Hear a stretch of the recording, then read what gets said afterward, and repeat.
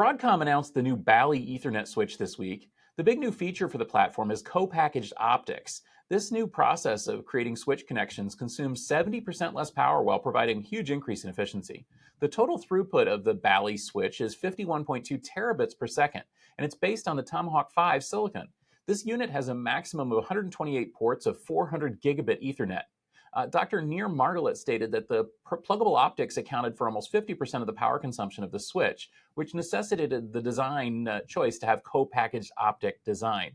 Now, this sounds like pretty niggling stuff, Tom. Give us some perspective on co-packaged optics and the market for these new high-performance Ethernet switches. Any traditional Ethernet switch that you've been using basically since the beginning of time, if it has a module that plugs into it that has maybe a fiber connection that plugs into it, all of the intelligence for kind of how that system works is contained in that module. That's why, like, I remember when the first 100 gig Ethernet pluggable module came out, it literally was the size of like an iPhone 4. I remember looking at it whenever the whole router had to be dedicated to running that one optic, and granted this was back in like 2010 2011, and as we've grown going forward, one of the things that we have seen is that power consumption of these modules goes up a lot because they have to build more intelligence into them.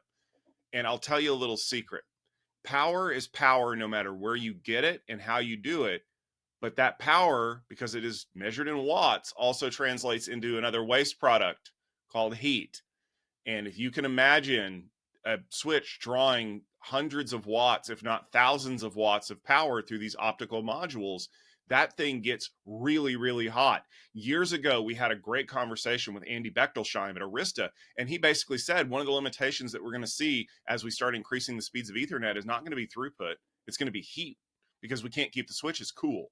And this is a direct result of creating co-packaged optics. So basically what you're doing with the system is, instead of putting the brains in the pluggable module, you are now putting the brains onto the chip itself, where it can be soldered together, where you can have less travel distance, like we just talked about in the last story, of how far these signals can go. Well, now they're packaged directly onto the system itself, and all you have is a little module that has a fiber line in it, and you plug it into the port, and that lights it up. Well, according to our friend over at Broadcom, who's quoted in the story, like, that reduced the power consumption of the switch by 50%. Like, that's a massive increase in not only efficiency, but a reduction in heat. Because now, like, I don't know if you've ever been next to a switch that has all connected with fiber. Those things like hum. You could probably roast a marshmallow up against them. This means that, one, if Broadcom or any other company that uses co-packaged optics chooses to shrink the footprints of these switches, they can do it now without having to like bolt a gigantic fan on top of it to pull the heat off. Or it means that they can create much larger switches with much higher densities and know that they can keep those switches cool.